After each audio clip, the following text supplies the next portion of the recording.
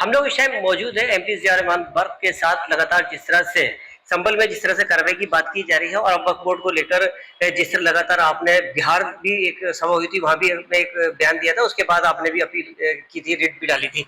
किस नजरिए देखते हैं क्या आदेश का जिस तरह से आया सर? देखिए, मैं मुल्क के कई हिस्सों में मुझे जाने का मौका मिला इस वक्फ बिल के खिलाफ, और कई जगह मैं गया भी, चाहे वो बिहार हो, झारखंड हो, महाराष्ट्र हो, दिल्ली में। और इसमें हमारी लड़ाई जो थी वो सड़क से संसद तक होती है, लेकिन हमारी लड़ाई इसकी शुरुआत संसद से शुरू हुई थी और संसद से हम सड़क पर आए। लेकिन मकसद यही है कि संसद में हमने पहले पूरा प्रयास किया कि इस बिल को रोक सकें, लेकिन नंबर का वहाँ पर आंकड़ा है कि नंबर की वजह से सरकार इस बिल को पास कराने में कामयाब हो गई। उसके बाद हमने प्रयास किया कि जन जन तक जाकर करके इस बिल की खामियां जो हैं बताएं, किस प्रकार से हमारे समाज को सरकार ज़बरदस्ती ये बिल थोप कर करके उनकी संपत्तियों पर नज़र रख करके उसको कब्जाना चाहती है। फिर माननीय सर्वोच्च न्यायालय में भी रिट पिटीशन दाखिल की गई, उसकी उनमें से एक मैं भी हूँ कि जिसमें मैंने भी दाखिल की थी। और जो कल माननीय सर्वोच्च न्यायालय ने फैसला दिया है, कल का दिन ऐतिहासिक था, काबिल तारीफ है। लेकिन हमें मालूम है कि जो माननीय सर्वोच्च न्यायालय ने फैसला दिया है कि वो अभी अंतिम आदेश नहीं है, फाइनल ऑर्डर नहीं है। फिर भी कुछ जो सेक्शन है, जो कुछ प्रावधान है, उनको रोका है, चाहे वो कलेक्टर को अधिकार देने की बात हो या 5 साल की मुस्लिम की बाध्यता हो वक्फ करने की। लेकिन और जो एक सीमित की है नंबर दूसरे दम के उसका, हम तो कहते हैं क्या मतलब बनता है कि वक्फ सिर्फ मुस्लिम प्रॉपर्टी के मैनेजमेंट के लिए है, वक्फ काउंसिल हो या वक्फ बोर्ड हो सारे राज्यों के, तो उसके अंदर दूसरे धर्म के आदमी के व्यक्ति के रखने का क्या मतलब है? अरे हर हमारा देश हिंदुस्तान जो मुल्क जो है धार्मिक नहीं है, संवैधानिक है।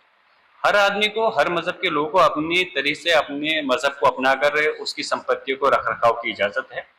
तो वैसे ही हमारा मुस्लिम वक्फ काउंसिल और वक्फ बोर्ड जो है उनको अधिकार है दूसरे लोगों को रख कर करके ये जबरदस्ती उसके अंदर जो है एक तरह से जोर जबरदस्ती की जा रही है।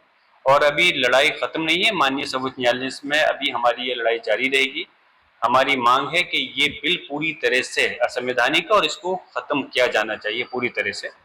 और हम उम्मीद करते हैं इंशाल्लाह कि जब फाइनल डिसीजन आएगा माननीय सर्वोच्च न्यायालय से तो हमें मुकम्मल इंसाफ मिलेगा। सर, जिस तरह देखा गया जो 5 पॉइंट दिए हैं उसमें एक ये भी था कि जिस तरह 3 हिंदू या 4 हिंदू जो पक्ष के भी होना चाहिए। इसके अलावा काफ़ी इसमें घोटाले पिछली उसमें पाए गए थे वक्फ बोर्ड में कुछ संपत्तियों पर, उन पर भी बैन लगेगा सर? किस तरह से आगे किया जाएगा? जो अब कई चीज़ें ऐसी अगर ऐसी बात संभल में अगर हम ये कहने लगे कि घोटाले हुए थे इस वजह से हम इस चीज़ को पूरा बदल दें, तो फिर घोटाले तो सरकार में भी होते हैं। तो क्या मतलब पूरी सरकार को बदल दिया जाएगा? क्या पूरे सरकार के लिए नियम कानून बदल दिए जाएंगे? ऐसा नहीं है ना। अगर कोई चीज़ गलत हो रही है, मैं ये नहीं कह रहा कि उसमें सारी चीज़ सही हुई है। अगर कहीं कोई कमी है, कहीं कोई गड़बड़ हुई है तो उसकी जांच हो और जांच हो के कार्रवाई होनी चाहिए।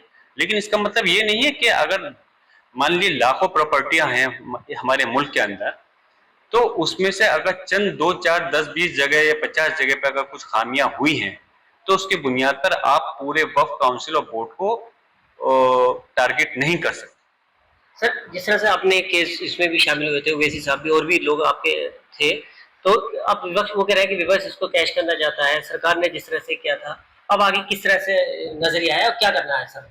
उनका जो काम है वो कहें, लेकिन हमारा मकसद ये है कि अगर सरकार, हमारा विपक्ष का मतलब क्या होता है? सरकार गलत काम करे तो उनको आईना दिखाना। अगर सरकार अपनी मर्जी से कुछ, सरकार का विपक्ष का क्या मकसद होता है? जो आपने सवाल किया कि वो सरकार कह रही है कि वो लोग इस चीज को हासिल करना चाहते हैं अपनी इस सवाल को आप दोबारा पूछ रहे हैं क्योंकि मैं सर, जिस तरह से जो भी काफी करोड़ रुपए का ये जिस तरह से बताया संपत्ति यूपी में है और भी जगहों पर है, उन पर टारगेट था।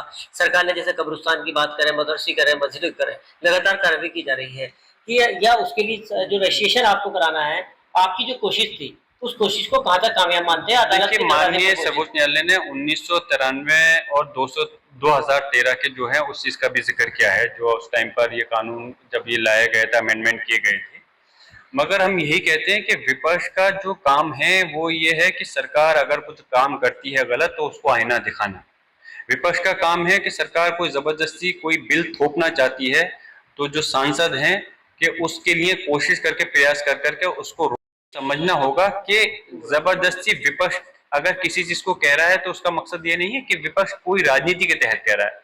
अरे अगर ये चीज हो जाएगी तो फिर मतलब क्या रह जाएगा? हमारी संविधान की खूबसूरती यही है कि संसद के अंदर कोई सरकार बिल ला रही है और विपक्ष अगर उसका कोई गलत होने पर विरोध नहीं करेगा तो संविधान का मतलब ही क्या रह जाएगा? हमने इसलिए विरोध प्रदर्शन किया है कि जबरदस्ती थोपने का काम किया है, और जबरदस्ती ऐसा वो है कि जो कि एक नए जंग को, नए झगड़े को पैदा करना था, जो कलेक्टर को अधिकार देने थे। कलेक्टर को अधिकार देके तो जगह जगह पूरे देश के अंदर झगड़े शुरू हो जाते, लेकिन माननीय सर्वोच्च न्यायालय ने इस चीज की अहमियत को समझा और उस पर रोक लगाई। हम मुबारकबाद देते हैं और शुक्रिया अदा करते हैं माननीय सर्वोच्च न्यायालय का। लेकिन हम चाहते हैं कि इस प्रकार के बिल को पूरी तरह से, कानून को, अधिनियम को रोकना चाहिए, खारिज करना चाहिए, कि जो जबरदस्ती उनके समाज को तोड़ने के लिए उनकी संपत्तियों को पर नजर रख करके गलत नियत के साथ में ये बिल।